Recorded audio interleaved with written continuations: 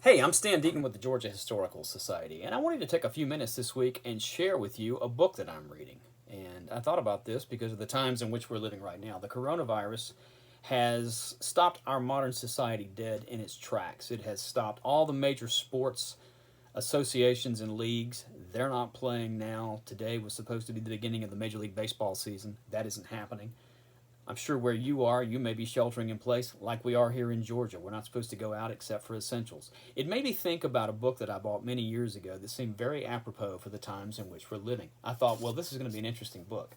It is very interesting. It's called The Great Plague by Stephen Porter.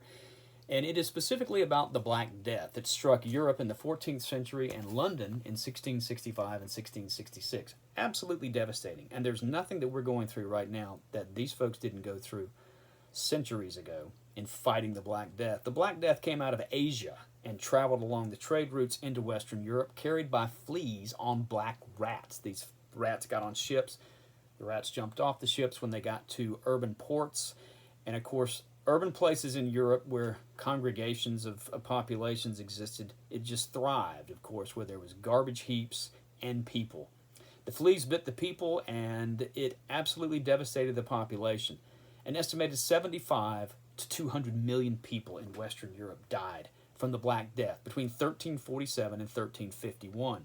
Boccaccio wrote his great book, The Decameron, in part as a result of the Black Death. The book is about people fleeing the Black Death. They go into the countryside and they spend time there waiting for everything to settle down in the city. And while they're waiting, they tell stories to each other, 10 stories each. That's where the name of the book comes from.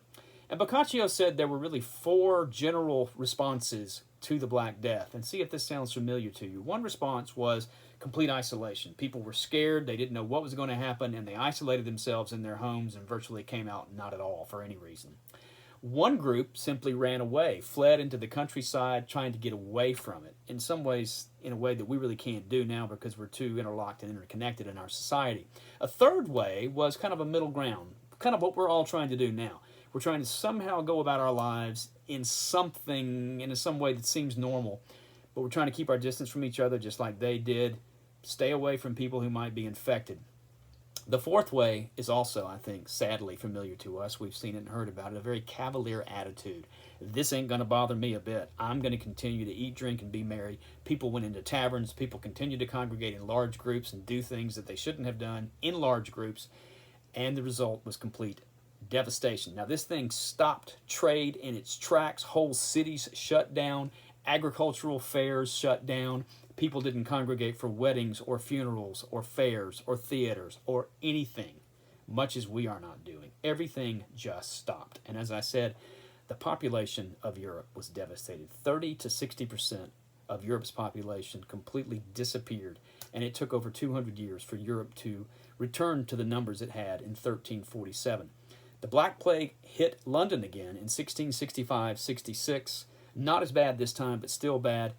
15% of London's population died over an 18-month period, about 100,000 people, and it was the last great outbreak. Now, scientists didn't discover the cause of the Black Death until the 1890s. They isolated the black rat, the fleas of the black rat, and the plague still exists, but nothing in those numbers. Now, the coronavirus is not the Black Death. This is not the same thing, and I don't mean to say that it is the same thing. But we haven't really been through anything like this in the United States since the flu pandemic of 1918. And there's no one living today, really, who was an adult then. This is all new to us. And we all think that this kind of thing we read about in history books can't happen to us now. We're too smart for that. We're on the move. We're going too fast. Our world, we've conquered the world and the silly things that bothered our ancestors. And then something like this happens and comes along and reminds us that we haven't conquered the world and that we're more connected to our distant ancestors than we think we are. And the things that scared and frightened them continue to scare and frighten us today. It's something to think about as we go through this great pandemic. I'm Stan Deaton with the Georgia Historical Society. Thanks for joining me.